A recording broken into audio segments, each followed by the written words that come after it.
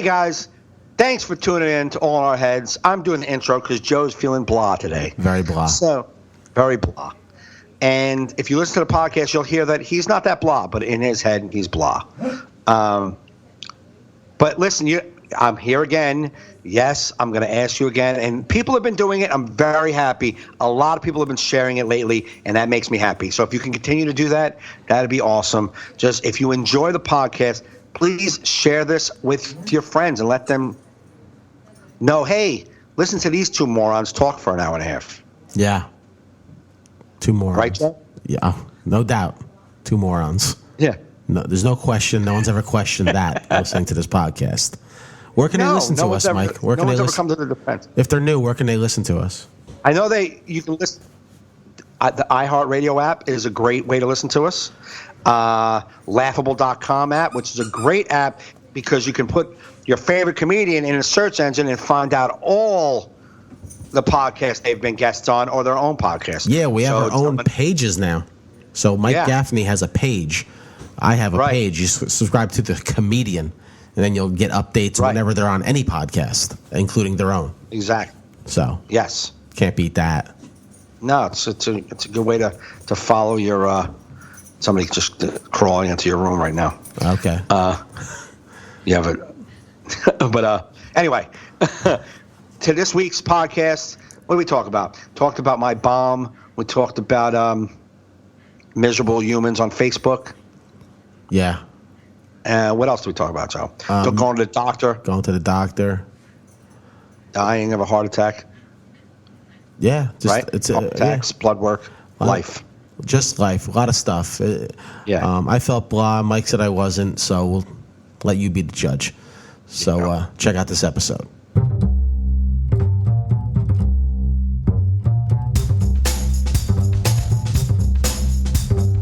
You're listening to All in Our Heads with Joe Fernandez and Mike Gaffney. Please enjoy the show.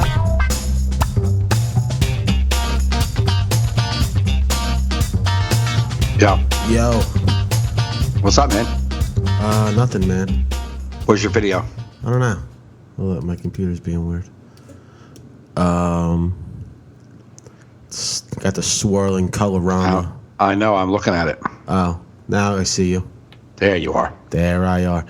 My computer's been asleep for days. I haven't turned. Really? Yeah. So it's, mine too. It's like what? We're working now. I don't think you used me since last podcast. Yeah, I know. Me neither. I haven't put it on. What happened to the other Skype account with your cartoon head? That one's at my other studio. Oh, I thought you couldn't get into one. Then you finally figured out how to get back into this one. I'm like, oh. Both automatically log in from both computers, and I don't know the password to either. Yes. So yes. It just and whatever happens when like sometimes you'll just get like the passwords, like block you out and you got to re-enter your password. Whenever that happens, it's new Skype time. New Skype because they want me to like send them like a vial of blood. It's Ancestry.com. It's like what is somebody even gonna do with my Skype account? Just call and not be my face? Yeah. Yeah. I'm Joe. No, you're not. Hey, I'm Joe. I think you hacked Joe's. I am calling from his contact list. Joe. You're not Joe. Yeah. I think you hacked my friend's account. Why? Because you're Indian. No, I did not. But can you send me $150? Like, you're not Joe. Yeah. Joe tans well, but come on, dude. You gotta get a little better. And Joe doesn't ask for that any money. Never mind $200,000. Jesus, but and Joe's not an oil prince. Yeah, he'd like to be. Yeah. They never gave me that option in school growing up. You want to be an oil prince? If I would have known the life they lead. Oh, they live in it. Oh, they live it up. Yeah. I mean, any prince, actually. I mean, have we seen like a poverty prince? Like you don't see poverty princes. Like who's that guy in the bucket over there? Prince Todd. Prince Todd. Polling. He was the Prince of Secaucus, but it just didn't take. It didn't take nobody. Nobody gave a shit. He used to stand on his balcony of his garden apartment and try and call people to speeches, and no one put money in his bucket. So, because he ended all sentences with, you know what I mean? Yeah. Didn't sound princely.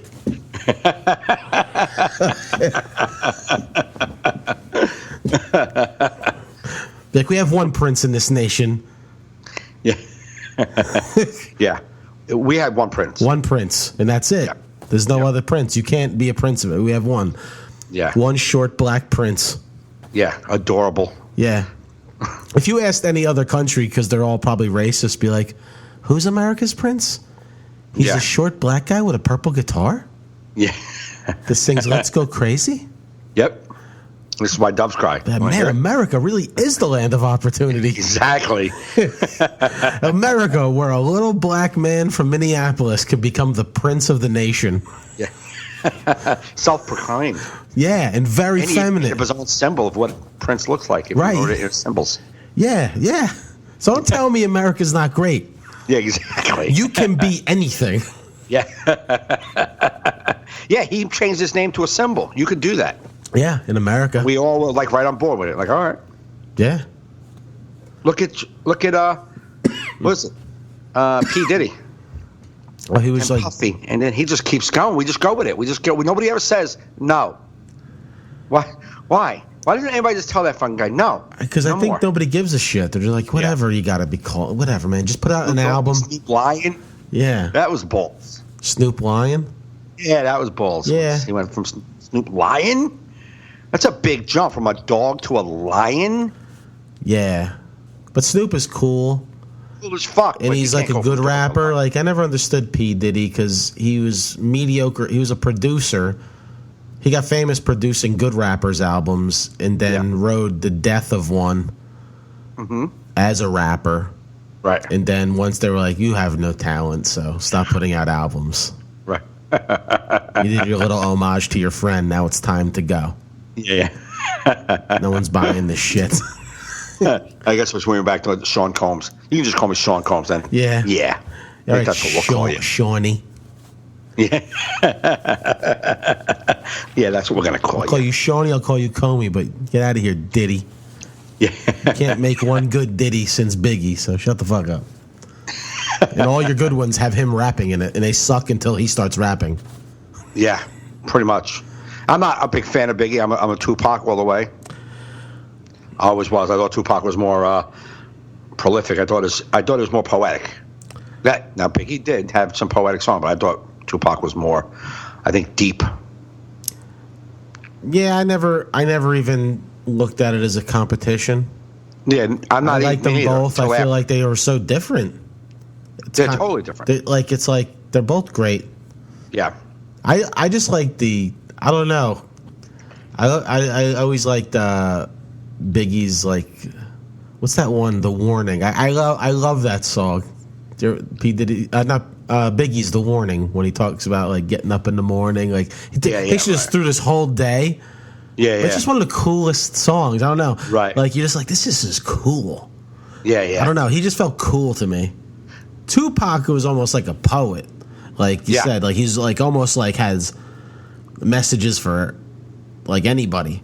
Right. Biggie's more like a thug messages, and you just kind of liked it because he just had a cool sounding voice. Yeah. I mean, right. That's speaking from a middle-aged white man in the suburbs. who actually, I knew Tupac, but I only got into Biggie after his death. That wasn't. I mean, I don't think he was around that long for me to get into before his death. I don't think he had a long career. No. Before his death had to be a couple of years. Maybe like 4, 5. Right? He was maybe? like 20-something years old when he died. Yeah. Right. But I remember the first time I saw anything of him was that video of him on YouTube rapping as like a teenager on the streets in Brooklyn. Right. Freestyle rapping and like just like shitting on this guy. Yeah. I thought it was pretty cool. And then I started hearing his music. I wasn't listening to that kind of music. I mean, I always liked Tupac. I liked West Coast after, like, I don't know why. I don't know what, like in late 80s, early 90s, some some of the East Coast rap started going very, I don't know, political, and West Coast rap started to become more like gangster. Yeah. So I would listen to that a little more. And then I liked some of the like Wu-Tang and all that, and they were like kind of like fun, thuggy, like dirty thuggy. Yeah. I like listening to it because I was nowhere near that type of lifestyle, so it was cool to listen to. Right. Yeah. Yeah. Yeah. I wasn't a big hip hop guy. I had like a few albums. I was more of a metal guy. I had my, the Chronic. I had Snoop. Right. I mean, right. Beastie Boys. I've always liked the Beastie Boys. Right. But yeah, Wu-Tang, that was like something, it was always around my friends were listening to, but I've never bought an album. Right. You know what I mean? Like it just wasn't, I don't know. Yeah, it wasn't your thing. I mean, it's like, yeah, I like it, but I'm not going to sit there and listen to it. Right. Like in my yard. You know? Right. Like, so what year do you feel like, I mean, like a lot of people love all kinds of music. Everybody loves music. I mean, I like all kinds of music. I'm just not a big music. I wouldn't consider myself a music guy. Yeah. Like, I don't know a lot about music. I'm not like, I have to hear that guy's new shit. I don't know like that. You know what I mean? I'm just not that guy. But what year what year do you think you stopped like really looking for a new sound and just kept like your old music and you were good? I'd say around 2000, I just stopped giving a shit of looking for new music. Right. And I feel like in the past, I don't know, 5 or 6 years, I've been just like with the streaming of music on the phone. You could be a little more open to new stuff now? Yeah, because I'll hit a playlist on like Pandora or like Amazon Music, and then they start introducing me to these new sounds, new people that I just haven't. Yep. I don't know. I just never found them. Right. It just wasn't my focus. Yep. You know what I mean? Like, yeah. I think I was a little more in the like. I think once my daughter was born, like in '97, I think I stopped really thinking about music. Like, and then never really thought about music, but like I didn't give a fuck. Wasn't listening to the radio, going, "Who is this artist?" I didn't give a shit. I was just doing life. You know what I'm saying? Like, I didn't care, and I kind of liked my style already. I liked my classic rock and my hip hop from the '80s, and my freaking freestyle music. And I was like, good. Like, where am I going? I need to expand my horizons. No, I'm still pretty much listening to the stuff I listened to in high school and just out of high school. Right. I'll get like a new song here and there into my rotation, but I haven't fell in love with a artist. Probably the newest album that I bought where I liked the whole album through was that new band Royal Blood. I mean, they're a couple years new now. Right. I just like their whole album. It's like these kids from England. Right. And it's good rock and roll. Right. It's just a unique sound, and like I popped it in, and I just listened to it from cover to cover, and it was just great. Right. You know. That's how I'm like, and although everybody else has, I mean, White Stripes. Like other people knew of him, I didn't know about them. Yeah. So I guess about 4 years ago, I found them. Yeah, they're good, man. They're good. I like them. I like their kind of genre. It was like the Black Keys. I didn't really know anything about them, and then I remember like a year and a half ago, I was like, going to Can't Believe Front Row Black Keys, and everybody was so excited. I'm like, well, what are you? You're not at the fucking Beatles. Where you at? Relax. Right. And then I listened to the Black Keys, like, oh, they're really good. They're not. I mean, they have a following, and people love them, and I was like, oh, they're really good. So I bought a couple of albums. Yeah, well, that's what I like about Amazon Music. It's like I could stream pretty much almost every album. I don't have to buy shit no more. Right. Once you're a Prime member, right? Yeah. And that's that. All right. Well, thanks for tuning in, guys. Yeah. Like the other day, what was it? Some Willie Nelson song came on. Like I just picked like this playlist. Like it was like people make playlists, I guess, and then you could see them on Amazon. So it was like a chilling in the yard playlist or whatever.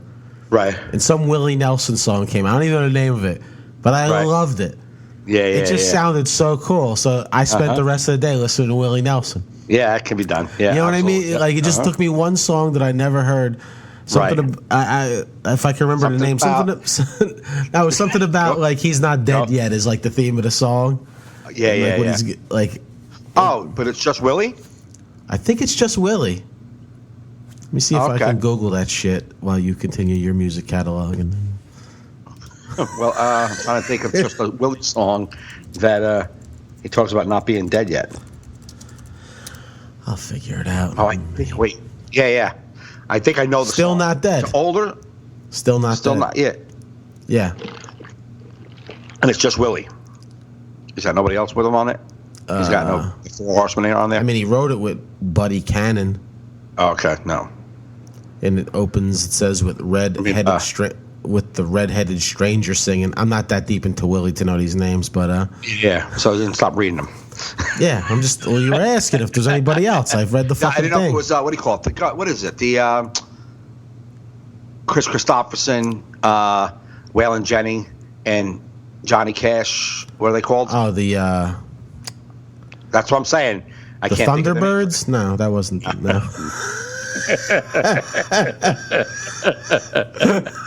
Highwaymen. Highwaymen. Oh, I have to put my fan on. I'm fucking dying here. Go ahead. Joe's going to put his fan on, so he just walks away, and then I'm supposed to continue talking to an empty chair. And now he's coming back, but he just walks away, and I'm supposed to just talk to an empty chair. Listen, don't you know how to? Yeah, just talk. Act like I'm here. Just talk, man. Just tell a fucking story or some shit. Yeah, I don't broadcasting, man. You know. Yeah, we're not broadcasting. We're recording a podcast. It's the same thing. It's not the same thing. It is the same thing. It's better, actually. Yeah, all right. It's on demand. Okay. So there's that. So yeah, Still Not Dead. Willie Nelson, kick-ass song. So you heard that in the playlist, and then started listening to Willie all day long. Yeah, just I put on the Willie Nelson playlist, and then it reminded me of my Uncle Andy, who, like, anytime you were riding with him, it was Willie Nelson. Right. You know? His voice reminds me of my uncle. Oh, okay. I'd play a little bit of it, but then we get flagged for fucking copyright on YouTube, and I don't need none of that shit. It's not worth it. Why am I getting fucking interference? What the fuck is going on here? What do you mean? What do you hear? Oh, okay, never mind. I got it. Okay. All right. It's back. Yeah. It's fine. Yeah, it was a little... it was... Whatever. Doesn't matter. No, it doesn't. What's up with you, man? What's been up with you? Nothing, man. I mean, just doing my thing, you know. You seem... bombing at comedy clubs. Oh, yeah. Can we hear that story? Because it was such a big story in our circles on Facebook. Because first I was like, I was talking with Ritu about the show because she wasn't happy with her set. And she, you know, and then then she mentioned, and I saw you post, and then I said, I saw Mike said he bombed, but I was like, is it a bomb or is it a Mike Gaffney bomb? It's so different than like our bombs, like what you consider a bomb, like a lot of us would take on a night. You know, like, you know what I mean? I feel like I've never seen you totally eat it. Right. Well, it was I would say I didn't feel that bad. That I can tell you. I didn't feel it that bad at any of the bombs, but like I felt like even like when I was just being like talking to the audience, they weren't into me. Like Ken was very our friend Ken Krantz, this comedian who bombs a lot in front of Mike, was very happy to watch Mike bomb. Yeah. So I was like, wow, if Ken's this happy, it must have been a colossal bomb. He left Seinfeld to come watch me bomb. That's a pretty good bomb. Yeah. So when I went up and did like my normal whatever open, it was a small little crowd, and they weren't great. It wasn't like even like Sean Donnelly, his whole set was how bad they were, and how they weren't fun. Okay. Was it a packed or? No, it was fucking 18 people. You know, what's in that little room isn't that bad, but it just... There's not a lot of life in that room. Not a lot of pop to the sound. And there's not a lot of, like life, like energy. The room seems like, you know, it's a room that we're just using. It seems like a room you should have a drink before a show. Yeah. And that's what that is. That room, yeah. So, yeah, I mean, John Moses did real well. Yeah. If I had to say, out of anybody who went on stage, John Moses did real well. Yeah. Everybody else did not do real well. And I, even like my regular stuff, they just weren't into me. Like even when I was talking to them, just regular talking to them, they weren't into me. And like maybe my last little joke it's not a new joke, went okay. It was okay. I was like, whatever, man. Really, the thing was I had like 4 minutes of stuff I wrote that day. Yeah. Right in the middle of a 10-minute set. It was like 4.5 minutes of brand new, written that day material. Okay. So there was no punchlines to get to. I was like, I wasn't going anywhere with it. I didn't know where I was going with it. Right. You know what I mean? So I didn't establish myself at all up front because they just weren't. I don't even remember. Yeah, they just weren't like woo right off the bat. So how many comics were on before you? Like you you were what? No, I was second. It was Ritu. I can't think of her name. Can't think of the girl's name. Okay, somebody else. And then me. And then you. So you've gotten to see. Well, I seen Ritu didn't do well. Yeah. The girl after her did okay. She did okay. And then I went up there and she did okay. And I went up there and the thing is like I went up there I totally 100% going, I'm just working out. You know what I mean? And there was no, hey, I need to win you over. Let me get you liking me real fast. You know what I mean? I didn't have that. I didn't have that that sense of urgency that I got to get up here and I got to get them liking me. So I didn't care. Like I just went up. Which is good to do even when you're working out, just to establish well, you can really know if these next jokes work. Right. You know? So I just went up. And I didn't want to, like Chris Rock says, rock it up. Chris Rock it up. I didn't want to like do that. I just wanted to just talk and see, hey, what's up, make fun, do a little something to get my footing, but then just go into the material. You know what I mean? Like just try these new jokes. Yeah. And I really didn't establish myself right off the bat. Mm-hmm. And it wasn't great. So then I left. It wasn't good. It wasn't a good set. It was a bad set. And then I went to Greenwich and had an even worse set. Really? Yeah, but the whole show was going to suck. Though the 12 people or 9 people that were in that room were fucking horrific. Like just dead? blah. Just blah. Dead, blah. But the 4 minutes of newer jokes I did them right off the bat. Like I did something and then I did my jokes right off the bat. And then when I finished my 4 new minutes, I was like, "What?" Like I didn't know where to go. It's like, do I want to do what do I really want to work on for this next 5 minutes? I'm up here. You know what I'm saying? Yeah. So I was asked where you're from and like just something like real quick, just do some crowd work, just to see if I'm inspired to go into some newer joke, another joke.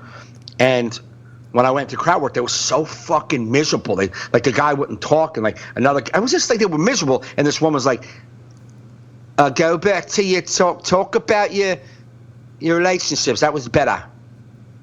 Like, don't talk to them. Talk about. So they liked the jokes. Those were new jokes. Got some laughs. They weren't killing, but they got a little laughs. They liked that. And then when I went to talk to them, they didn't want that. And then I did my airport bit. Dan, they loved that. They did laugh at that. So my set, to me, it was a bomb because everything, like my personality wasn't there. It wasn't working. Nothing was working. You just weren't in. Yeah, you weren't connected. No. So then I left, and then I went back Wednesday to Dangerfield to do a 20-minute spot. And the only stuff that was decent was the newer stuff, got some laughs, and crowd work. They fucking loved. But any joke was like, quick. I'm like, okay. No. I always feel like when like crowd work is the thing that works.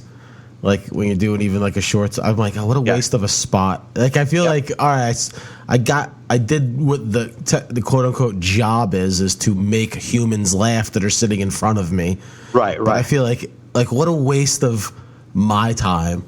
Mm-hmm. Like, you know, like absolutely, it's almost like, ugh, because this stuff ain't working again. It don't mean nothing. It's dead that night.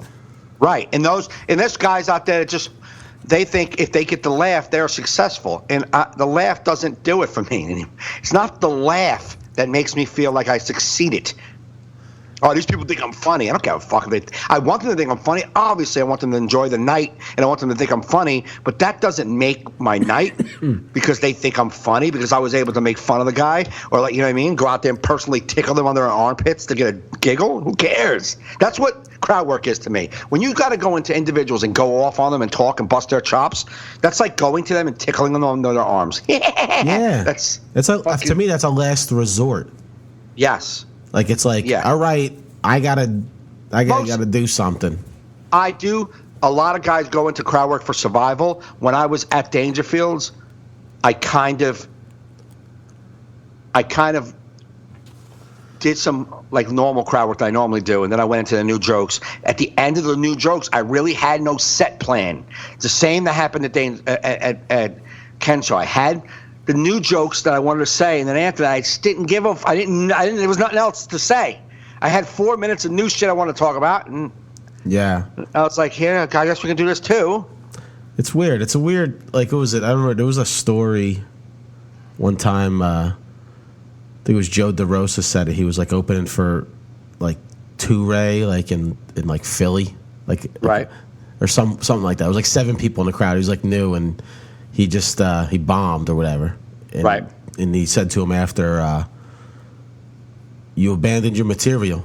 He's like, "Yeah, but there's only 7 people." He just started doing crowd work and bombed, and he's like, "You abandoned your material." He's like, "Yeah, but there's only 7 people." He's like, "So?" Who said this? Toure said it. The headliner said it to him, like, "Don't abandon, just do your act." Right. Because I sometimes feel like even when I do my act that it's not going well, you know, it's like I'm doing my. If I listen to that tape, which is a tough tape to listen to, you realize how much you yap when you're not getting the love. Right. You're like, holy shit, I'm a motor mouth. Like, you know, like I feel like sometimes you learn a lot from the people. Like, you know what I mean?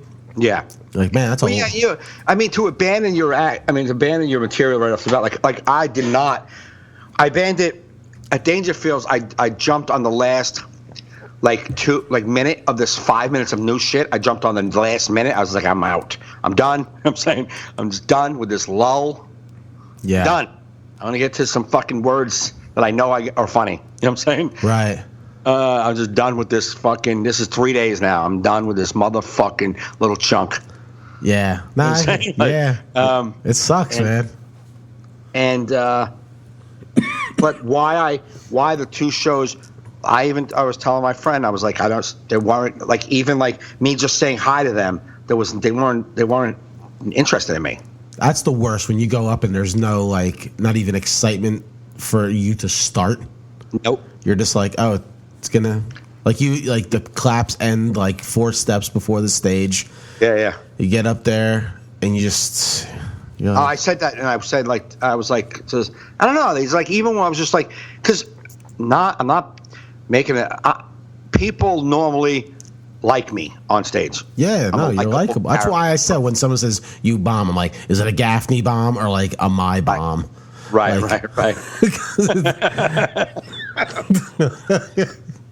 But it was a bomb because I saw. I mean, John Moses went up there and did great. Killed. Right. So you know, it wasn't totally them. Exactly. It wasn't totally them. Right. That's the most hurtful bombs. Is when you are the only one, or not like the only one, but like you're like, wow, it could have been done. Right. No, absolutely. No, and it's not that. That just tells. But then, like, Sean Donnelly went up and he wasn't bombing. He was. But they weren't great. They just weren't great, man. And you know, they might have. You know, Ritu and Ken might not want to admit that because it's their people that came. These aren't strangers. You know what I'm saying? No, I think she. I'm just saying they may not want to say that the audience. Gotcha. Wasn't awesome. Yeah. Because they're their friends and people who came out to their show. So I understand them saying, "Oh, the crowd was okay," but they really weren't. Yeah. They really weren't. They were a disconnected, weird audience. Right. And like there was a woman that like gave everybody like this puss face and had something to say to interject in people's jokes and like shake her head no and like she just was like just like gave like this weird vibe in the group of like everybody who knew each other. was like 8 people who knew each other. It just gave this weird, like, now, like, this weird energy. Yeah, see, when most of the crowd is like all knows each other. I don't know if they all knew each other, but I think there's a common thread. I think they know, like, these 6 people didn't know these 2 people over here or those 4 people back there, but like they all knew they were there for a reason. They all came. It's like a bringer show almost. You know what I'm saying? Like they're all there to see the guys who brought them. Right. Yeah. And it wasn't me, but I'm not saying. Again, John Moses did great. Yeah. Leah was up there. She did okay. She was even saying like, "Oh, this joke does well." Something. No. Can we pause that for 1 sec? Yeah. What the fuck?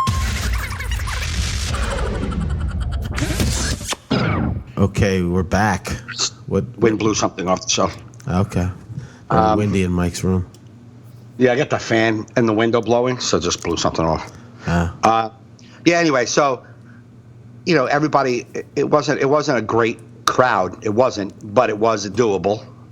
And the great thing is that yes, I bombed, but it also lets me see what Ken considers a success for himself. It's like, oh, okay. So. Oh, that's what you think is successful. Oh, good. Okay, then you win this round. Was it old and probably old jokes? Tried and true. I wasn't even in there for his set. For some of it, I went to the bathroom and I came back in when he was wrapping up. Yeah. Maybe I saw his last like 4 or 5 minutes. He said he had to say something. I'll tell you why this joke was funny. Like he had to tell them why he thought a joke was funny. So they must not have caught on to something he was saying. Yeah. Like I didn't catch those words. I'll tell you why this joke is funny. It was good. I mean, the amount of bashing Ken has gotten for his he deserves. Stuff, I was happy for Ken.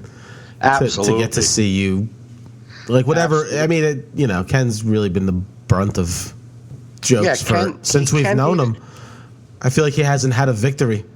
He needed to win. Yeah, he needed to win. I was very happy for Ken, I got to say. I was like, because I didn't believe you really bombed how they were portraying it. So I was like, all right, as long as Ken's happy. Yeah, exactly. But it was funny how he put it up there. He was like, I didn't want to say anything. He put a post. Finally, the shoe was on the other foot. I didn't want to. I watched Mike bomb. I didn't even know happiness existed like that inside of me.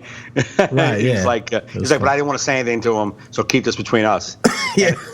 Instead of commenting on that, I made my own post saying how I bombed so badly last night, and it finally feels what it feels like to be Ken Krantz every single night. Yeah.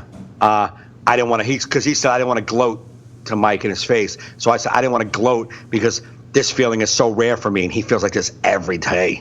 So, guys, when you see him, give him a little more respect and love because it takes a lot to do what he does day in and day out.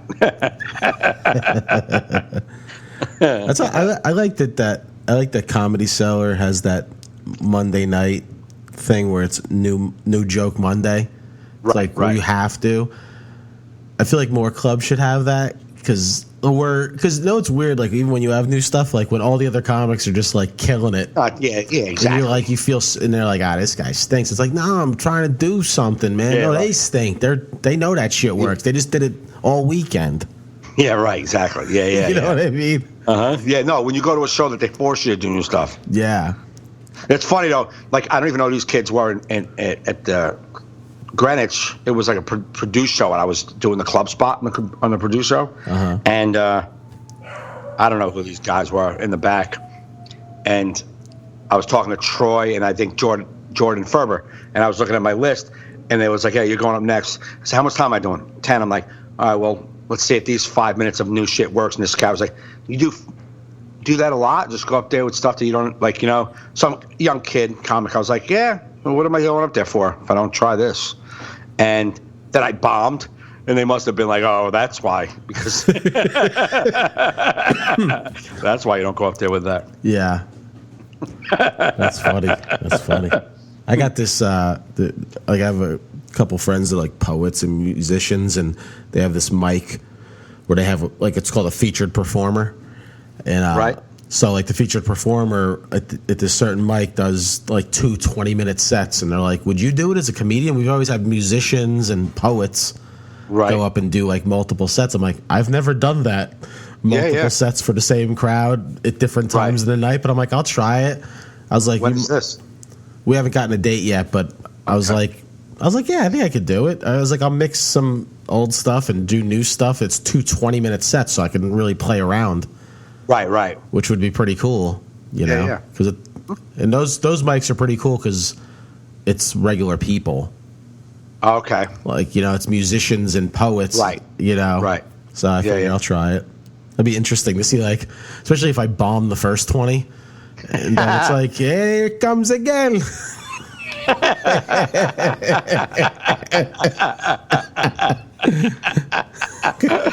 What was the 2 bombs? Was Hiroshima? What was the 2 bombs? There was in Hiroshima and Nagasaki. Here comes Nagasaki. But everyone was second. Like, but those rooms are different because they're like everyone's like working out stuff, and it's like almost like they give you more almost than you deserve. Yeah. You know what I mean? It's like a supportive environment. Comics, so they don't know where you're going with any of this stuff. They don't even know what you're trying to do. No. They know what there's supposed to be laughs, but they don't get what you're doing. So, right. It's not like you're in a room full of comics and we're like, oh, I get what you were trying to do with that joke. Exactly. You're going with that. You know what I mean? These guys are just like, oh, all right. But when is this? You don't know. You don't have a date yet because they had this Thursday. They needed a feature performer, and I said I would do it because I was open. But then the guy, they flip flop hosts. So the guy who's hosting this week, he went and checked out my YouTube videos because I haven't met him yet. He goes, "Oh my God, I really like you. You're really funny." He's like, I'd rather you do a future date so I can promote you as that better. Oh, okay. Because they're, it's this Thursday. Yeah. So I was like, he gave me a couple dates, but I'm already like got stuff going on with the day job and other comedy dates. So we're going to look for whatever. I'll throw him some dates when I have it. But that's that. That's good. Yeah, I was like sick all weekend. Just this hacking cough, just congestion, just miserable. But I still had shows to do. Right. And on Friday, I'm doing a fundraiser for like these animal, like rescue. Yeah. Packed show, awesome show, but like 8 hours of trying to hawk this one loogie decided to just flop up during like my closing bit.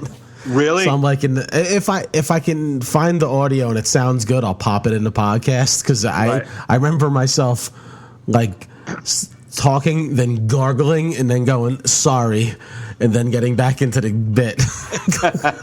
What'd you do with it? You gotta swallow it. I had to go right back. I had to go back down. I didn't want finally came up. I didn't want to be gross on stage, but I was like, Yeah, it was just funny because I'm like right in like a funny part of it, like a little punch, and it's like, I'm sorry, and then I just continued. It was just one of the most ridiculous things to happen to me.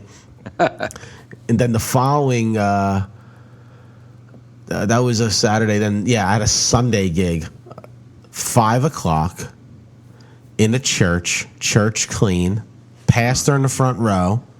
Sounds exciting. They decorate because it's down in Howell, so they decorate it. It's Jersey Shore theme, Tricky Trey.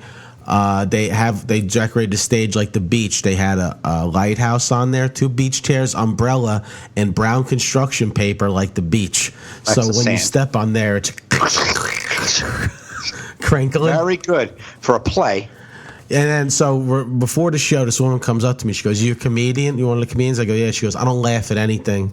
Good. I have a straight face. It's very tough to make me laugh." Okay. I was like, all right, blah, blah, blah. Thanks for the challenge. Go away. Yeah. So I went up. Bury your head in the fucking construction paper. But when I get up there, I called her out on it right after the bat. I said, "This is how I got greeted here tonight. That lady right there." Nice. And I just called her out on everything she said to me. And I'm like, so I guess that's a good welcome, everybody. And then they laughed at that. But she wound up laughing at everything. I think she was trying to be funny outside, but we didn't get it. Who was on the show? It was me, Joe Conti, and Don MacArthur. Okay. So now, So Church Clean and Clean. Joe Conti. Got it. Yeah, no. Joe didn't do his pot joke and his nude beach joke? No. Well, you know me, I barely listened when I was on Yeah, yeah. stage, but he wasn't cursing. You know what I mean? No, but but that's the thing. Like, we did the church thing, like, and he was like, he had to go. He's like, he had to go ask the guy who ran it. You mind if I do talk about smoking pot and my girl, we're at the nude beach and all that stuff? Like, you have to do it. You can't not do that joke. Yeah. Well, I don't know. I mean, I just changed some words around. I mean, I didn't do anything sexual. Right. I changed I'm that. just busting Joe's balls. Yeah. But he said, I asked, and I'm like, I didn't say this to him at the show, but I wanted to say, if you have to ask the guy running it, is it okay? Then maybe just don't do it. Why even do it? Right. Like, the guy booked it. Why even do it? Why? Like, who cares? Oh, you know what? I can't do that joke. Fuck it. I'll do something else.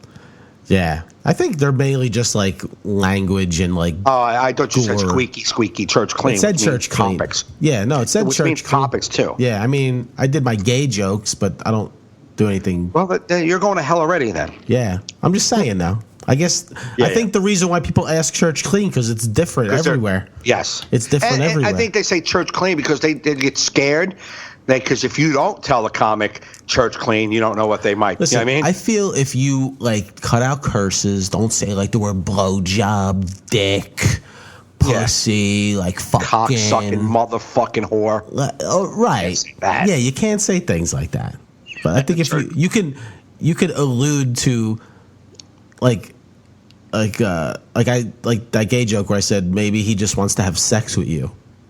You know what I mean? Right. Like I'm Yeah, yeah. referencing a man wanting to have his sex with me.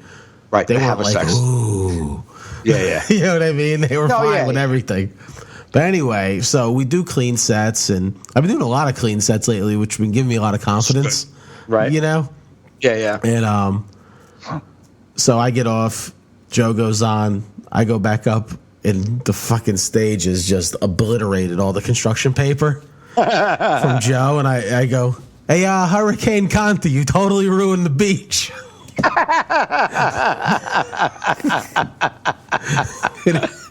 That got a good laugh from the crowd, but it was just one of the most ridiculous looking Stages. Oh, because I mean, let me tell you, because I mean, it's a lot of old people. Like you're walking in, you're like, this is gonna stink. Like I got brought up by just like, guys, ready? Here's Joe. Like almost like here's Joe Fernandez. Like not. It was just like the most no pomp and circumstance, nothing, just no excitement. Who was hosting? Who? I hosted. James Oh, you asked did? me if I was open to host That's right. a Okay. church clean gig. So Oh, so the guy brought you up cold. Like, here's Joe. he did a little, but it was, Yeah. you know, whatever. Like, I just have, I couldn't believe how well it went. I thought it was going to be such a nightmare. Right, Like, I right. didn't want to get off. That's how good they were. That's good. You know what I mean? Right. But you're like, beach scene, it's everything was just Yeah. nightmare.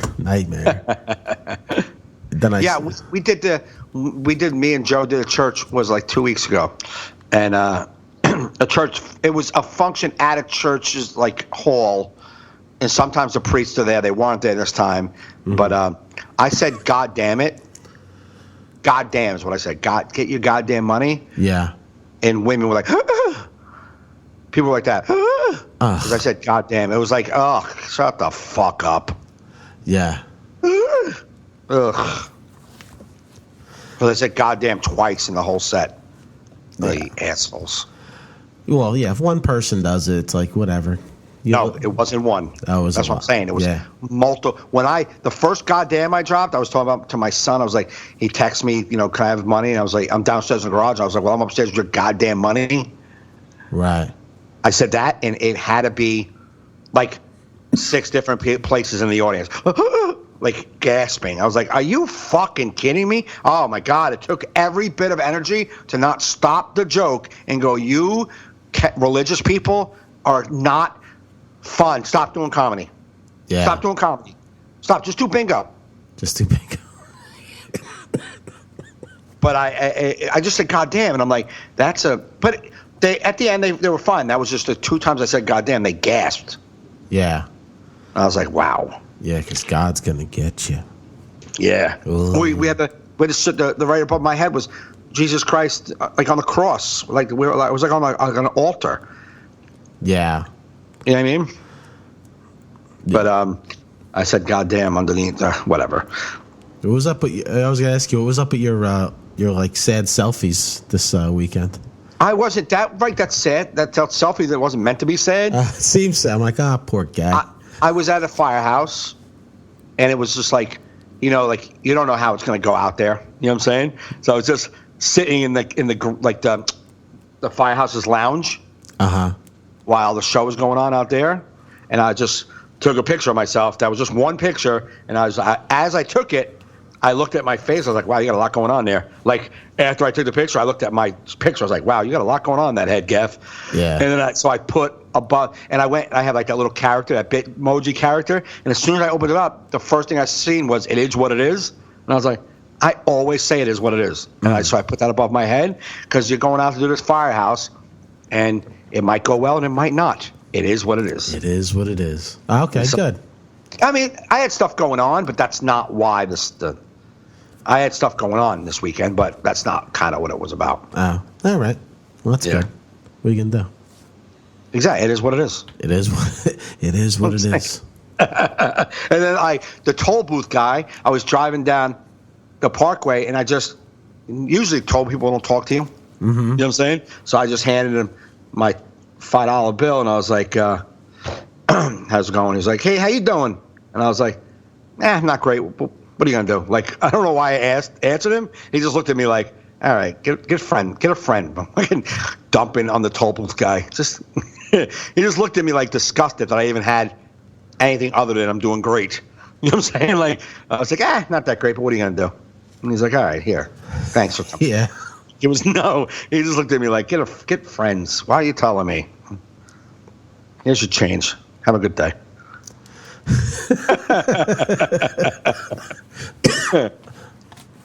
But, so hard for me to laugh without violently start coughing. Like, so sometimes when I feel a laugh coming on, I try to quell it. I'm like, yeah, no. It's just like, well, I had that. A lot of people had that. It was started like with allergies, I think, and sinuses, and it moved into a drip into your throat, right? And then a scratchy thing in your chest, right? Yeah. People, if you look at people's Facebooks, like they're like 2 weeks of this cough. When the fuck is it gonna go away? Yeah. And mine has gone away, but like even last night I had that little drip, like with just a little, like we like just trying to get some sort of like scratch. Yeah. It's like I hate when you get that thing. I don't know if you get it, like you're coughing for so many days, then you have like you like miss it. You almost like just coughing out of habit. Like there's nothing in there. You're like, I guess this is over. No crazy person. No, you never had that. You never like. I never like scratched an arm that was blown off in World War II. No, you never I didn't do that. I didn't cough over a cough that's been gone just to test and see if it's gone. No, like out of habit, like it just didn't happen. No, you're not gonna sell it to me, you weirdo. I don't find that to be. I gotta poll people. Sure. I don't know.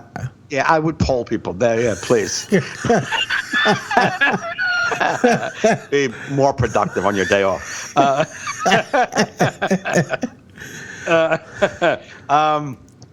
No, but what was the post that you put up about going to the doctor and the EKG and all that? What were we doing? I went to the cardiologist. I had made a cardiologist appointment like a couple weeks ago. What?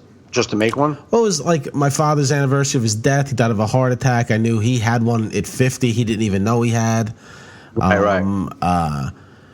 I'm 42. I just figured I want to see where I'm at with a history of stuff. So, but it was funny because I did feel inadequate because the guy's like, he's just, these are the questions. Do you feel this? Yeah. Do you feel that? I'm like, no. Why are you here? I'm like, because I'm nuts. Because I'm crazy. I was like, I just want to know where I'm at because, I've been exercising more and, I've been thinking about like running a 5K and training for that, but I don't want to wait till something happens to see somebody like you. Like, I don't want to. Can you go to pre-cardio? I mean, can they do stuff like to? Yeah, he's basically, because I told him, I hike like 3 to 4 miles a day. I go to the gym like 3 days a week. He's like, all right, sounds like you're doing pretty good if you're not feeling anything doing these things.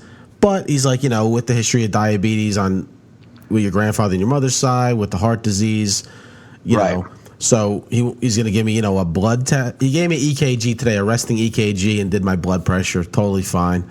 So he's giving me a blood test, and then Thursday I'm doing a stress test. Okay. They're like, you can't eat for 2 hours before you have to fast. So we have an 8 a.m. Like, perfect. We have to get that out. We have to get not eating out of the way early. You know what I mean? Because once I'm awake, Yeah. like, yeah. So you have to go how long? How many hours after midnight?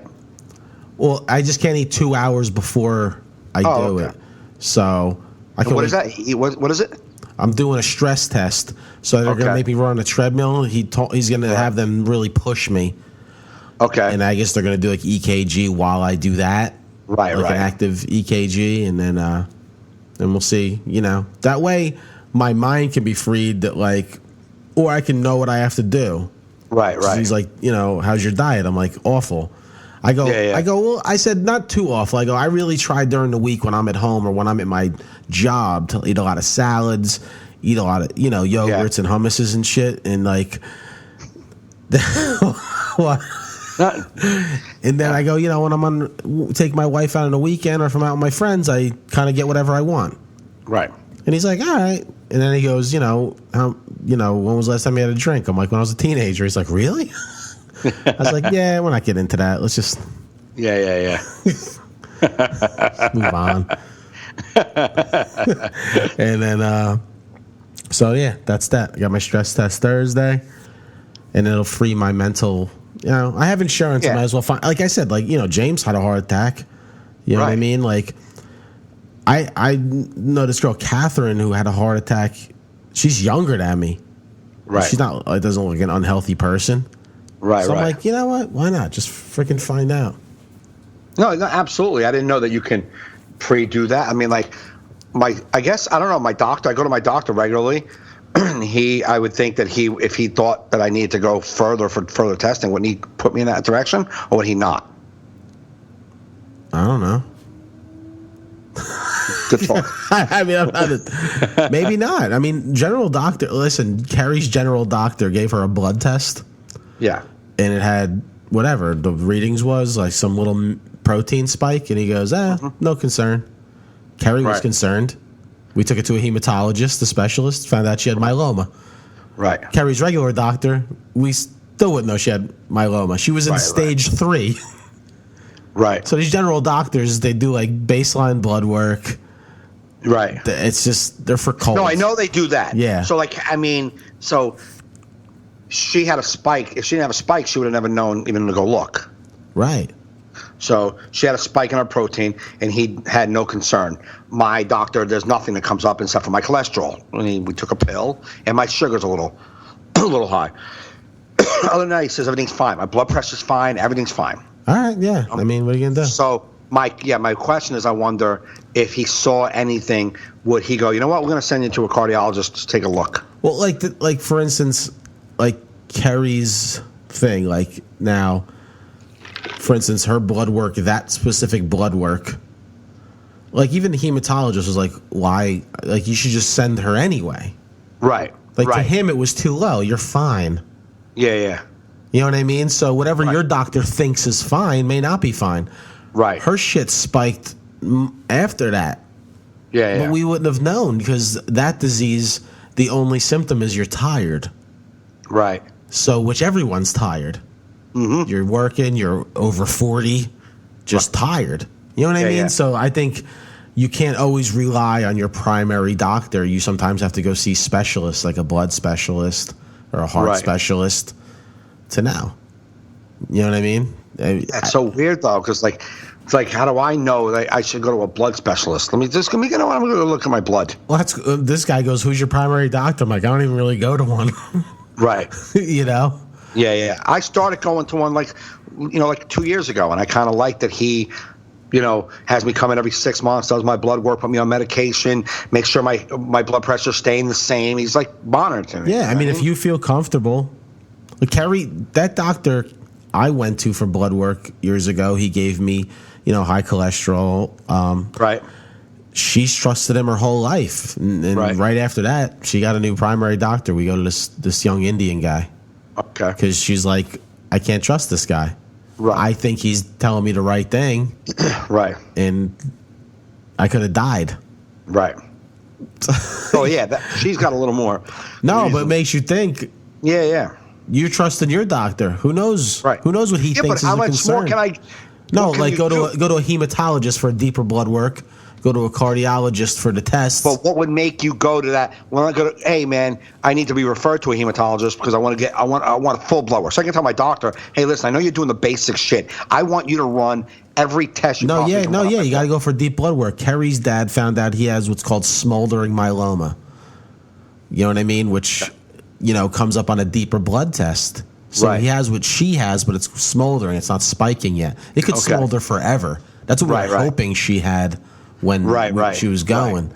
Yeah. That won't come up unless you go to a hematologist. So I'm also going to go to a hematologist to get deep blood work, see if there's anything going on deep that you don't know about. You don't want to wait for the shit for your primary doctor to be like, yo, you better fucking go somewhere. Right. No, absolutely. You know what I mean? Right. I mean, but you have to get your primary doctor to refer you to a hematologist, right? I don't know. Yeah, I guess it would depends think on so. your insurance. Or I go to my primary doctor. Can I just take all the blood, send it for deep? I have a doctor appointment Wednesday. I'll ask him all that stuff when I go there. Yeah. You seem to not have any answers that I'm throwing at you because you're not a doctor. You're a clueless comedian. So. No, I mean I've been through the ringer with my wife. I know you should go for some deep blood work occasionally to find out what's going on. But I'm wondering. I'm just saying, based on our experience, I wouldn't fully trust a primary physician at our age. I'm saying that my doctor, when I go there Wednesday, I can say to him, "Hey, do you think we can run full blood work, like all kinds of deep blood work through you, or do I have to go to another place and have him do it?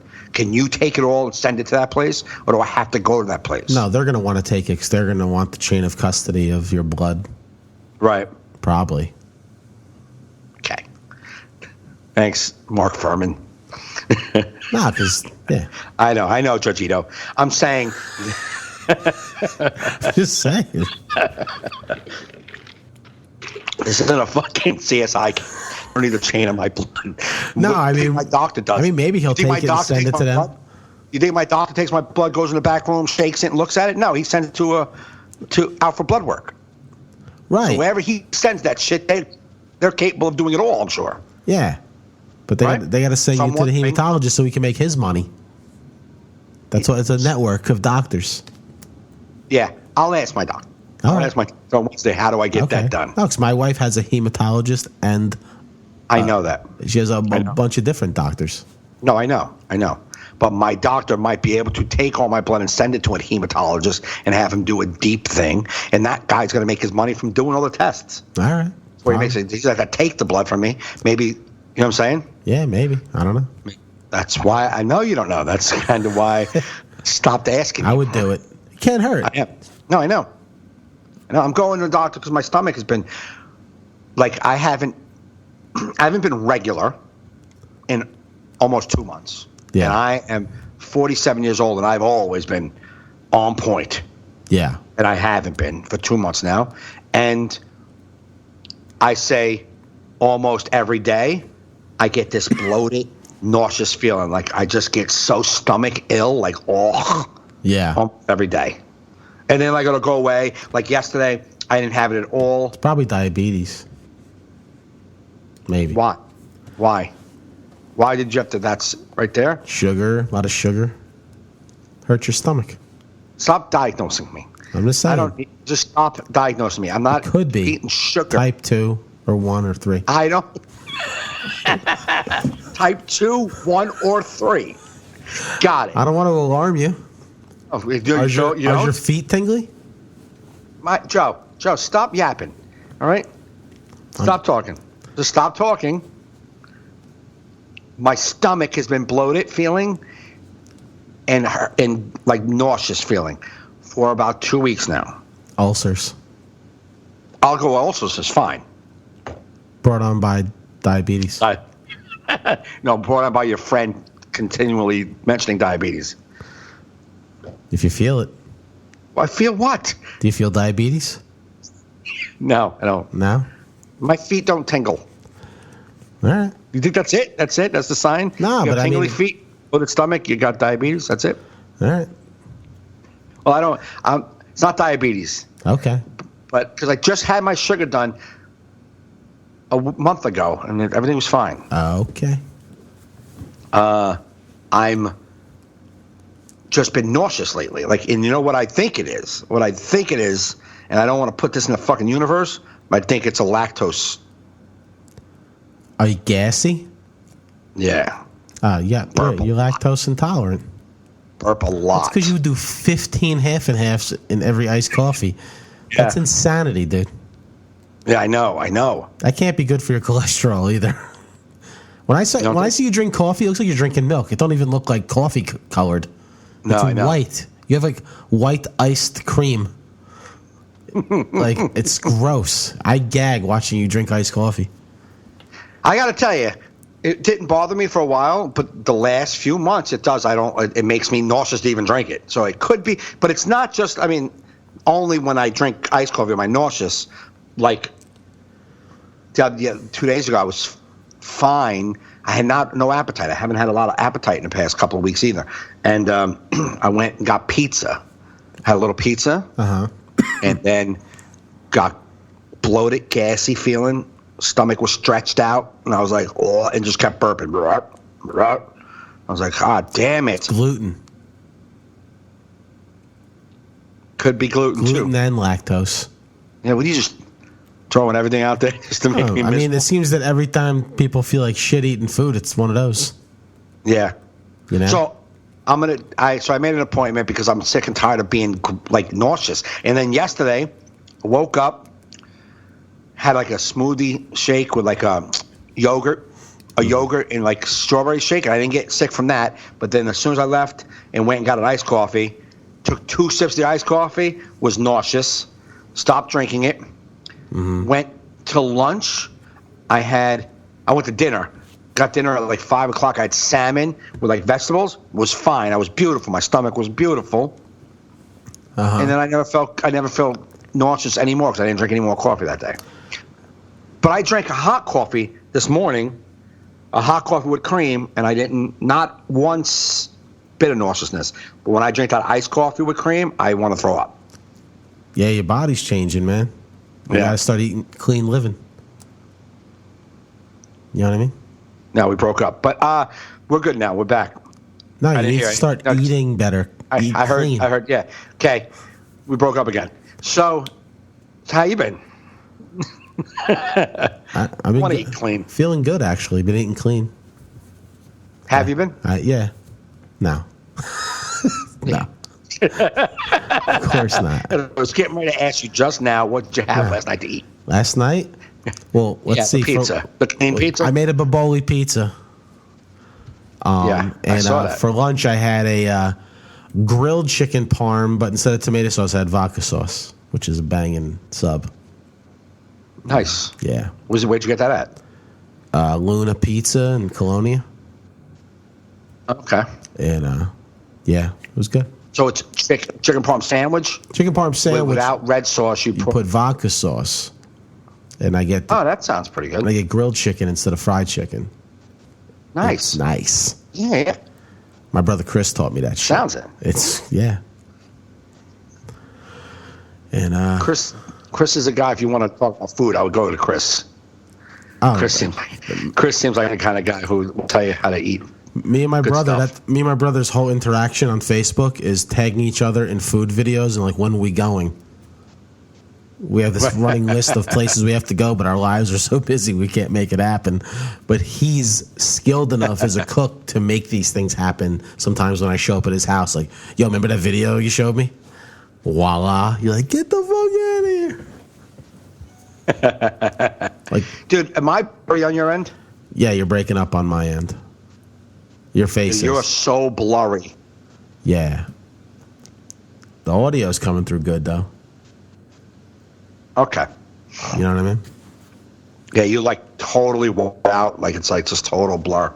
It's probably better for you. Yeah. Just had a little gargle of. So yeah, that's that, man. I'm so out of it today. I feel like I'm not I'm not a good podcaster. I'm so tired. That's all right. I got up early. Sometimes Sometimes we got other stuff going. What are we doing? Yeah, I got up early, did the doctor, did the hike, cut the grass, did some cleaning up in the yard. You know, Busy day, bro. Neighborhood beautification. You know what I mean? There you go. Look at you. Now you're back. Oh yeah, Right? yeah. You're crystal clear.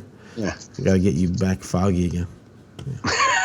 Yeah. So What do you got going on this week? Anything? No, man. I'm off this weekend, so. What are you doing tomorrow? Tomorrow, I'm going to see my niece play softball, and then I'm taking her out for a playa bowl. She's been telling me, Uncle Joe, have you tried a playa bowl yet? And I'm like, no. And it's like, I don't know, these fucking bowls are like fruit and granola and shit. They're like real popular. Like, they have one like in New Brunswick. I don't know. So I told her, I was like, I'm going to come see your game, then I'm going to treat you to a playa bowl. So that's what I'm doing tomorrow night. What are you doing? Oh, I had Dangerfield spot at like 9 o'clock. Oh. Well, See if you want to go in. I might be done. Maybe. What time are you heading in? I'll probably head in about 7:45. All right, I'll let you know. Her game's at like 3:30, and then we're gonna go. So I'm sure Okay. I'll be done by then. But what do you have this weekend? Anything? I don't even know. I have a couple of fundraisers, I think. Oh, Yeah. I think I have two fundraisers. Dangerfield's tomorrow night, and then 2 fundraisers, one Friday, one Saturday. I don't even know where they are. What about you? nothing. I'm off this weekend. No gigs. No gigs. You going to go out? Yeah, that's what I do. When I don't have gigs, I take the wife out. Oh, that's nice. Makes up for me never being home. Right. You know. And then I had a Firehouse gig this past weekend. The one I was just talking about, I forget where the hell it was. It was in Hazlitt. Mm-hmm. Huge firehouse, a lot of, it had to be 200 and something people there, 300 people. That was a lot. Uh-huh. When you got there, though, sometimes the rooms are so big, and because they're not, comedy rooms, they're fucking banquet halls. Mm-hmm. The people in the very back of the room are kind of disconnected. Mm. Not really. The sound's not made to capture an audience in the back. Like, a big venue, a big theater, or a big comedy club that seats 350, 400. Every seat is made to enjoy the show. The audio is made for everyone to hear the show. You know what I mean? Right. In a banquet hall, it's just a fucking banquet hall. They're not trying to pay attention to a guy all in front of the room. So you see that, and you're like, oh, this could be a tough one to get through.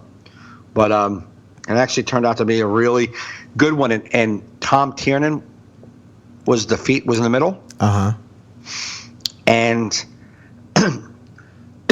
there was a woman right in the front, just sitting, like she was like by herself. Like her boyfriend was like a fireman, like he was like somewhere else. She was like an older woman sitting down, not older, probably like in her 40s, but sitting, and she was wasted. Uh-huh. And I didn't hear it, but through his whole set, she was like, cheeseburgers, man, and just kept saying cheeseburger, apparently, to him. Cheeseburger.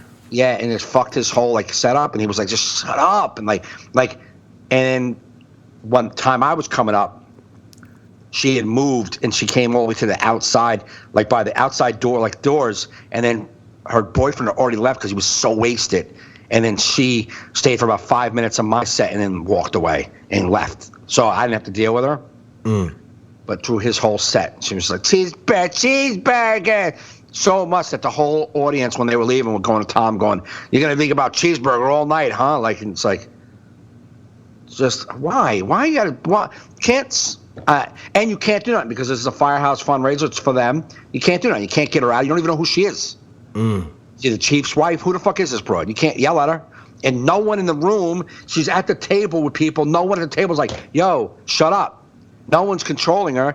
It's unlike a comedy club venue where you could say, "Excuse me, can we have this broad taken out?"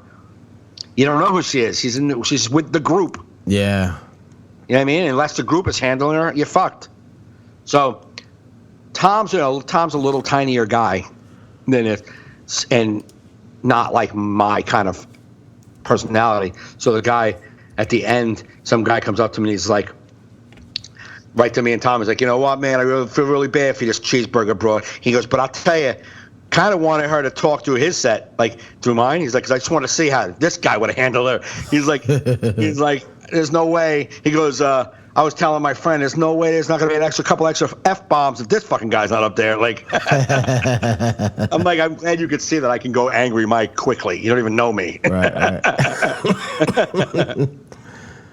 Yeah, Angry Mike is fun to watch. If no one's been to a club when Mike's angry, I know you guys fans of Mike like to see him kill on stage, but you should try and catch an Angry Mike set. It's really. It's entertaining. I enjoy it. I enjoy it. Yeah, I can go. I mean, like I've been better with the Angry Mike stuff. It's like it's been a while now that I'm not really super duper, sensitive to what's happening in the room. Yeah, I was while they're walking in, like, what's up with that light? Where's the chair over there? What's this guy doing? That light, that window's got to get closed. You better not be serving tacos while I'm up there, like, trying to control everything. Yeah, the only thing I try, because we want all the science to add up so we can at least have the best opportunity to do our set. But like sometimes it's just I'm not at a level where I can control all that. So the only thing I try to control is they not be eating. Right. Yeah. You know what I mean? Like, can we wait for everyone to be done eating? Right. Lighting I can deal with. I'll put all the lights on. I don't care anymore. Yeah, no, yeah. You know what I mean? Absolutely. I used to be. Yeah, I used to be like I would walk in a room and like, this is gonna suck. Look at that table back there. This guy's talking. It's gonna suck. It's like I'm trying not to do that. No, I did that mentally on Sunday with the beach theme. I'm just like, right. I just did it to like myself. You know what I mean? Like, then I'm like, whatever. But the difference now is we go up there and you're like, Yeah, I got 40 minutes since I'm out. 45. I got to do 50. I got 50 minutes and I'm going home. So I don't give a fuck. Yeah.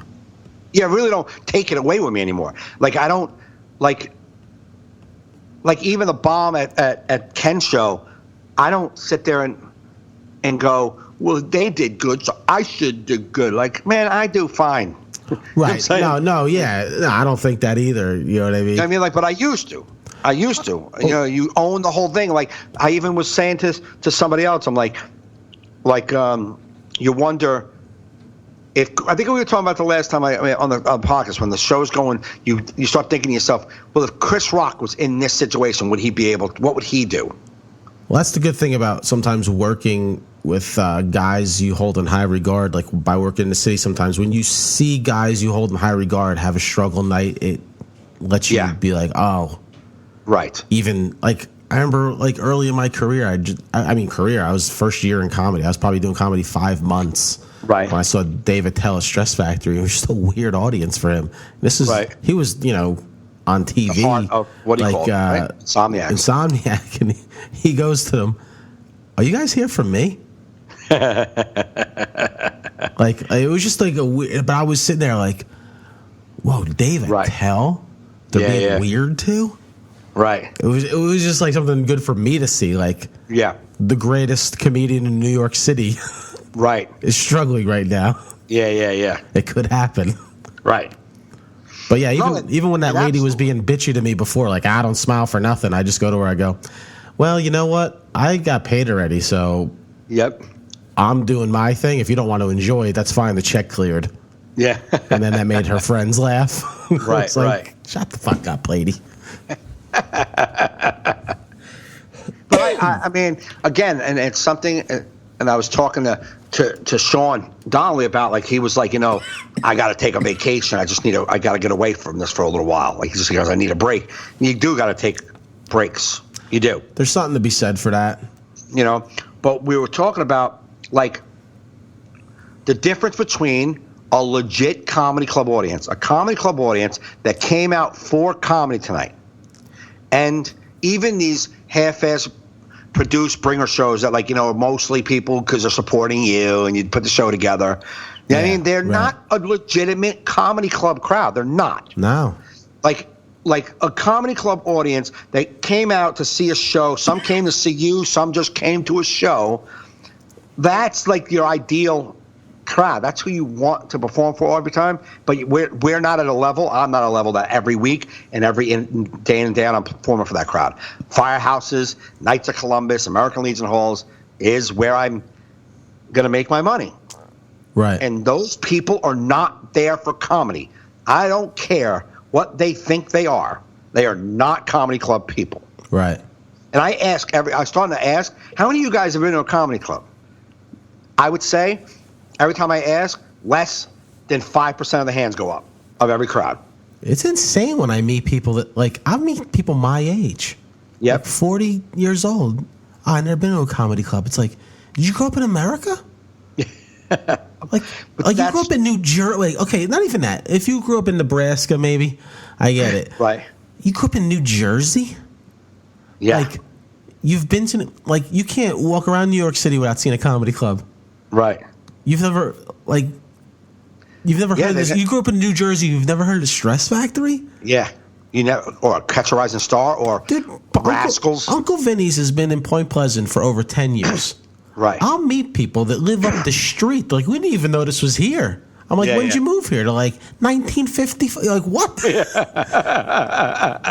You couldn't get a bigger marquee out. It's like he's on the main drag right by the train station. It's like, yep. I don't even get it.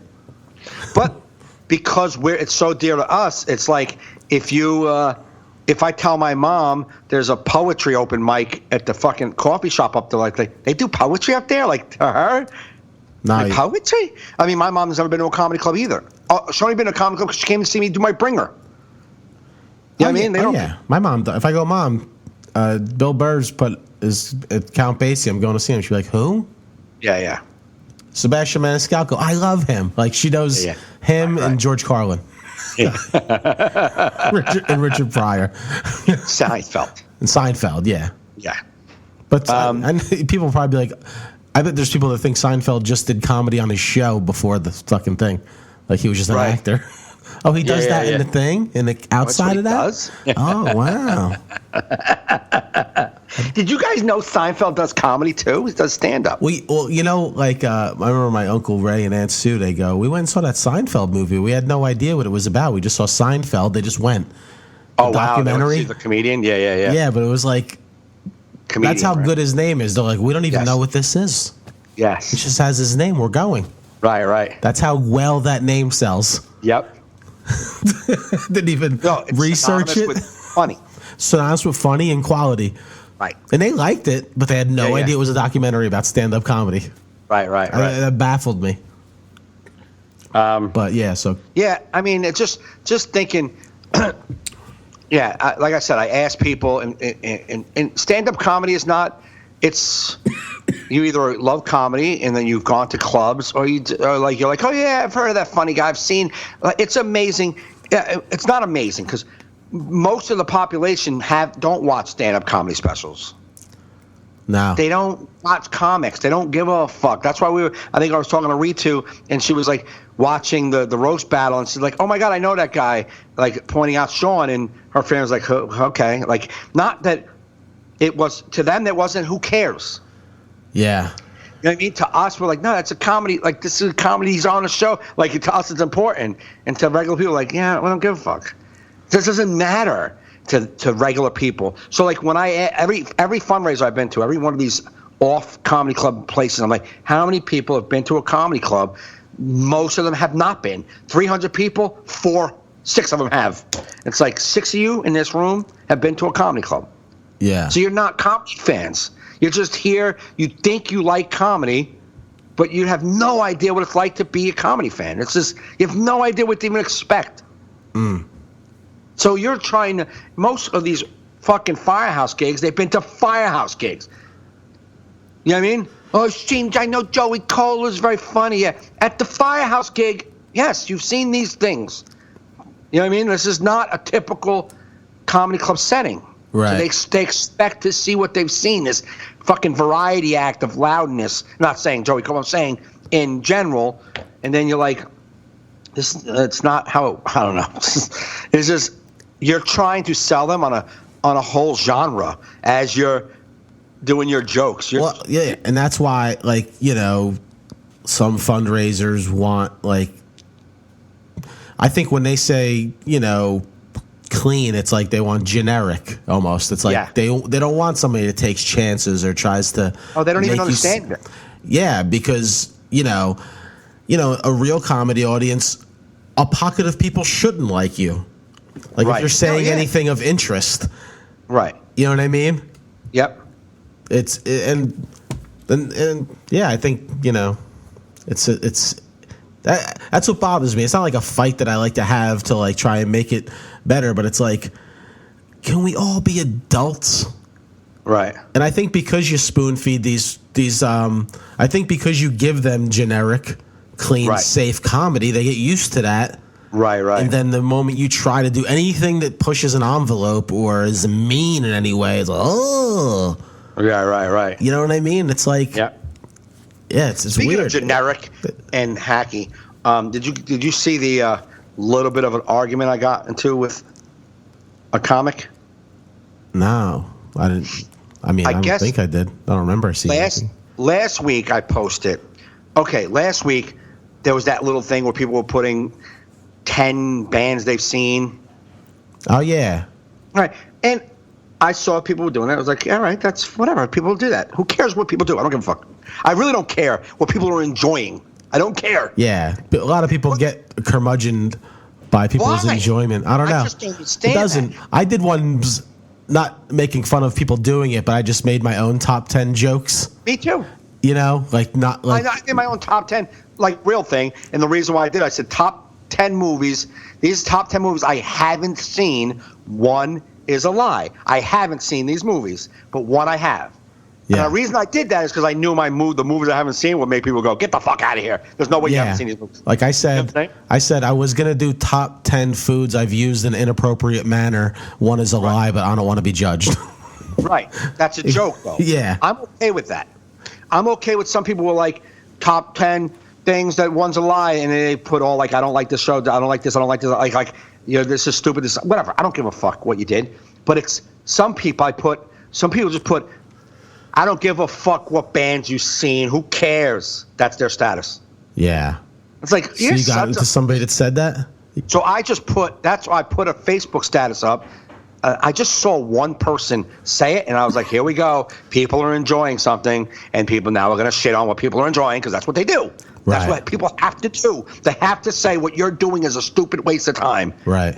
They're pieces of shit. Those people are pieces of shit. I don't care who you are. You're a piece of shit. If you have to tell someone what they're doing is a waste of time, what a waste of time, it's so stupid and corny, you're a piece of shit. You just are to me. That's a piece of shit human. Yeah, I agree. So I put a status, hey, negative motherfucker, whatever. I said, hey, negative assholes that have to shit on what people are enjoying.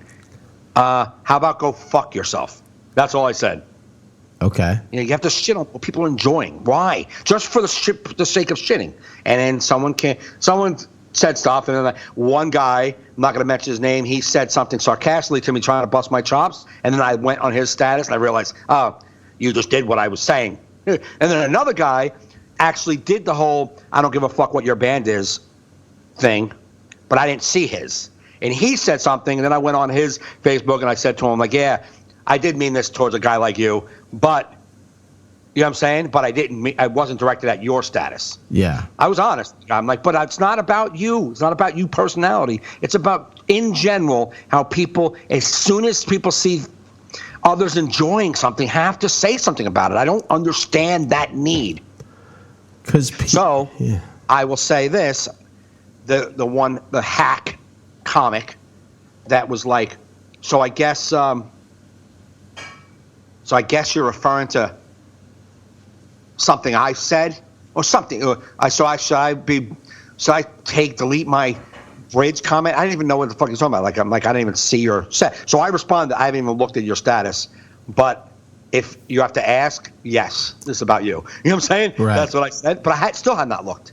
Uh-huh. Then I was like, let me look and see what he said. And he said something. If people on Facebook started a post, hey, everybody jump off the Brooklyn Bridge, I guess you all would. Like, just because people are following a trend on Facebook, he had something to say. Yeah. So I didn't even care. Time I got back, he comes on my wall. He's like, "Oh, I didn't realize I had to run my comedy by you," or something like that. Yeah. And I was like, "This isn't about comics. This is about just negative people being assholes and having something negative to say just to negatively talk. That's what I'm saying." And he said something else. He said something like, "Oh, well, I didn't realize, you were the authority. Yeah, I never know what's you never know what's the right way to be funny these days, like to me." And I just went, yuck. Like, you get the fuck out of here. Get the fuck, beat it, you fucking piece of shit. Beat it. It wasn't like he took that so personally. You know why? Because he's a miserable human. He took it so personal because he was being a miserable human with his miserable jump off the bridge status. That's why he took it so personal. And then he's like, "I have to run my comedy." You think that's comedy? Well, no wonder you suck, because that isn't funny. Yeah. I guess if somebody posts a status about people jumping off the Brooklyn Bridge, everybody would. Like, oh. You're just being miserable. You're a piece of shit, man. Just say it. Say you're a piece of shit. I'm all right with that. I'm all right with you being a piece of shit. But don't try to mask it in humor when you don't possess it. It baffles me how unfunny some comedians are with their posts. It's like, you're a fucking comedian. Yeah. You should try and post. All right, if you want to be serious about something, I get it. Yeah, but shit, 95% of your shit should be in a joke of some But this sort. is a miserable person who's just saying miserable stuff because he's miserable. Yeah. He's one of those, like you said, curmudgeon. They're like, everybody's going to talk about the weather today because it's hot. Like, oh, shut the fuck up. Yeah, here comes the snow posts. Yeah, like, why? I don't understand it, man. You know why? Because there's a whole bunch of miserable pieces of shit just like that guy, who are going to comment, and now he has attention. Like, right, guys? We're miserable, right? Fucking misery. Like, it's pathetic. Yeah. It's pathetic. Americans are miserable because they fucking, I don't know, it's like they're bored. Like I don't even know where you're getting this anger from. Like, how does somebody post anger you? That was the thing. Like something positive. I get it if like somebody's ranting politically against something you don't believe in and that angers you. But it's like, ooh, this person's enjoying their game. Yes. Or like when people would be like, enough. Remember like back in the day when like, I guess like Facebook had a lot of games and like Farmville and people. Enough with the game requests, man. It's like, it's so easy to ignore.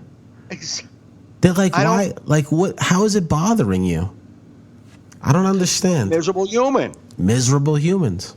Like, oh, yeah, here we go. The Yankees are winning. They're going to talk about the game. Can't wait for football. Shut the fuck up and just watch football. I don't get it.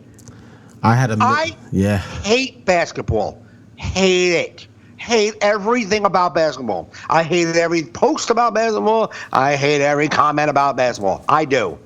Have I ever said on Facebook, fucking basketball, enough, can't wait for this shit? No, you know why? Because a lot of people love it. And the people who love it, I like them. Good, love your sport. Love basketball. Yeah, the only thing I'll criticize about those basketball and hockey and even baseball posts is put some context to it. Lately, I've been seeing, whoa, that was a close one. Like, with no context. Yeah. It's like, I after a while, I start knowing what you're doing, but... Yeah. Like, say, like, whoa, that was a close goal by the Rangers. Yeah. Like, let me know what you're doing. Not like, oh, man, did you see that? Yeah. What? Like, at least... Come on, ref, get it right. Get what right? Yeah. One thing. There was an angry Facebooker who was, like, shitting on Greg Bird one day. Okay. He's a Mets fan. Oh, fucking Greg Bird. All this talk about him. And then the Mets just started tanking their season. I'm like... And I saw him the other day. I go, no, what's great about this Yankees winning streak is this Mets losing streak. It was so good because he was such a curmudgeon about Bird. And I'm like, and I posted on his thing. I go, why don't you? I go, the Yankees are a rebuilding team. You need to focus on the Mets and who are out of excuses for winning championships. Right. And he's like, oh, I can't. Oh, I didn't know. I'm not supposed to watch any other games and comment on other players. It's like, no, you're shitting on specifically the Yankees. Exactly. You have a team that's ripe to go. This was before they started tanking.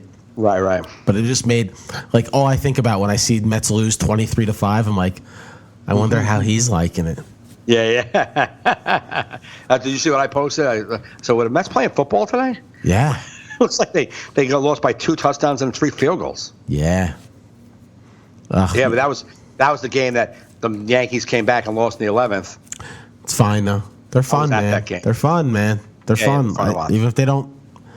I think the Yankees are going to be way better than anybody expected. Yeah, maybe. I mean, I love watching. So No, I get it. All Yankee fans I've run into are like, oh, it's early. Like, they don't want to, like. yeah. I'm like, listen, you know what? I'm enjoying it. I'm being positive about this team. They Right. are young. They're going to stay healthy. I feel like there's a different guy doing it. There's just a vibe about this team. There's like no superstars.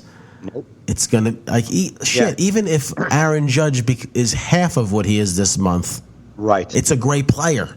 Yes. Like, yeah, he's old worldly right now. It's ridiculous. He can't keep up this pace. Right. No, absolutely. But it's fun, man. Beast. He's a beast, and there's no expectation. That's why it's great that they're very loosey goosey. Yep. You know what I mean? It's like there's no absolutely. quit in the Yankees. Yeah, and these kids are so young. They have such a long future ahead of them. They're just like playing it hard. Like, fuck it, we're gonna play every game until the end. Yeah, dude. A Friday night, I'm home. I had no gig. It's like they're losing 9-1. Yeah, and they score some. And then the other team did another grand slam. You're like, all right. But I still kept it on. Then I'm like, it's motherfucking tie. Like, I normally would have been on to like a repeat of Shark Tank by then. You know what I mean? Like, I wasn't going to watch that game, but I'm like, there's no quit. You just got to keep watching these guys. Right. No, yeah. And then the next night that was Friday, and then Saturday they just beat them. And then Sunday was the comeback. They tied it. They came back. They tied it, and then they lost it. And they had a lot of chances to win that game, man. They came to first place, man. They're that game that when I was at on Sunday, there was like it was fucking freezing, man, freezing. Oh yeah, it was so cold, and that's why I'm not going till like June. Top of the ninth, we're losing what 4-2. Something like that, right? Yeah, top of the ninth, 4-2, yeah. 4-2, people are leaving. I'm like, I'm staying. I'm just going to stay. It's 4-2, I'll stay. And so the Baltimore fans start coming down towards where we're sitting. Mm-hmm. So now we're getting Baltimore fans. And they're chanting, and we come back, and then I'm like fucking happy. I'm like looking at them, like, ah! And it was awesome. And then we're like, bases loaded, fucking 1 out. We're getting ready to pop a bloop single, bro, and this game is over. You know what I mean? Yeah. And these people were so depressed, and then the Orioles come back and win. These guys were so loud about it. It was like, ugh. Man. It's fun. Yeah. I can't wait. Can't wait to go to a game. It can't be cold. But back to the Facebook stuff, like what I've said. Anyway, we had a little thing back and forth, and I don't understand society's need to let you know what you're doing is stupid. Like, I can't just enjoy it, man. I like it. This is what you get when you're able to see what everybody's thinking. Yeah. You know what I mean? Like, you never run into this many assholes. No. You had, like, the asshole. Like, the one friend that...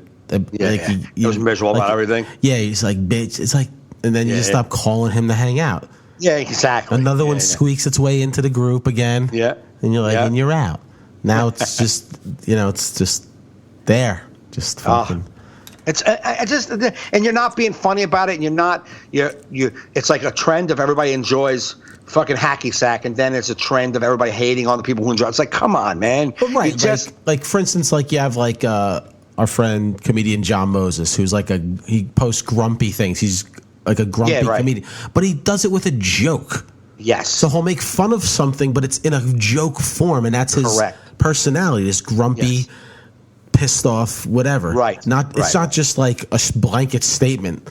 No, he's not that guy. Even when you see him, like he's joking, he's funny. He's not like just miserable face, like this fucking piece of shit. Like he's not like that. He's not like his character on Facebook. And like he doesn't just say enough of the Reese's peanut butter cup. Fucking eat something. He doesn't say that. He acts like a joke about it. Right, so it doesn't bother you because it's like Yeah. it's a funny way of looking at it, or Exactly. I'm right with it. and if you're a regular person, it doesn't crouch in a joke. I can accept that because you're just a regular person. What bothers me is a comedian But I'm who's just a talking- curmudgeon with no sense of humor with it. It's but like that's your job. They're really like the guy I'm talking about. He posted that because he is an old fuck who's going to look at things and go, "These fucking guys, what a waste of time posting your bands." He means that. You know why? Because he's a miserable piece of shit. Regular people that are on my Facebook that are miserable piece of shits, I hate them too. Yeah, no, I hate them If you're too. a Yeah. comedian and you mask your misery in a fucked up status and say it's a joke, and you could clearly see it's not a joke, I don't like you. Then there's guys who, like John Moses, who are going to make fun of something like a trend and make fun of it. I'm Right. fine with that. Yeah, You want to make fun of a trend? Absolutely. right. You know what I'm saying? Yeah, no, I get it. No, people do suck. They just like to shit on people's happiness. Yeah. That's what makes them happy. Exactly. Or it makes them happy, or they get now they're the popular, they get popular with the misery people. Yeah. The miserable people like, "Oh my God, what's you're that? What's fucking that? nuts." What's that old saying? Misery loves company. It's very true. Absolutely. It's very true. So true. And they love to fucking pat each other on the back and say how sick you are for even say you're right. They are fucking bit. And it's just back and forth. And they all toot each other's horn, pat each other's back. And they sit back and go, "We got better things to do than do what you're doing." Yeah, like be unhappy and talk about everybody's enjoyment. Yeah, seems like a life I want to live.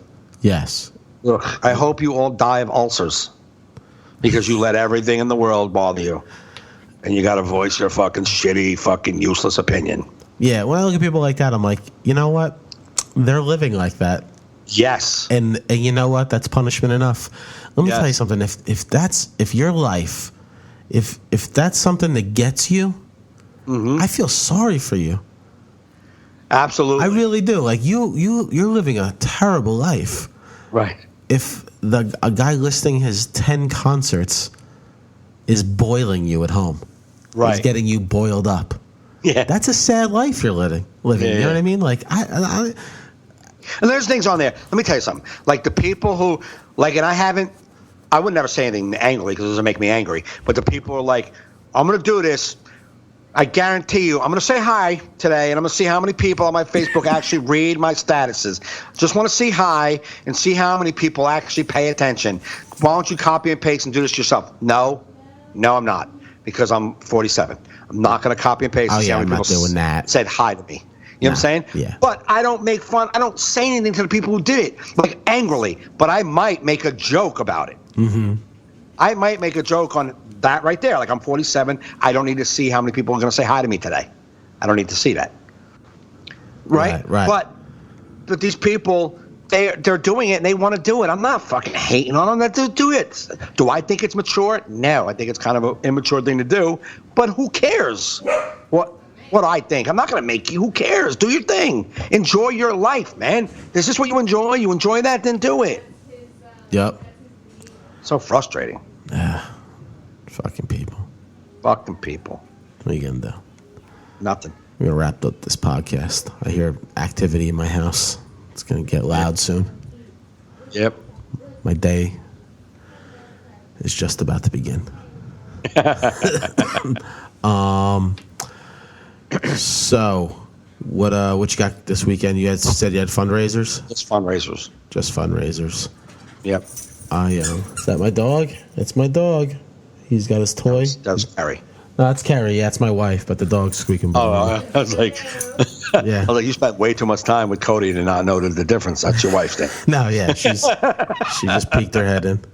I want to go. I want to go walk the dog to the ice cream store. All right, go walk the dog to the ice cream store because you want ice cream.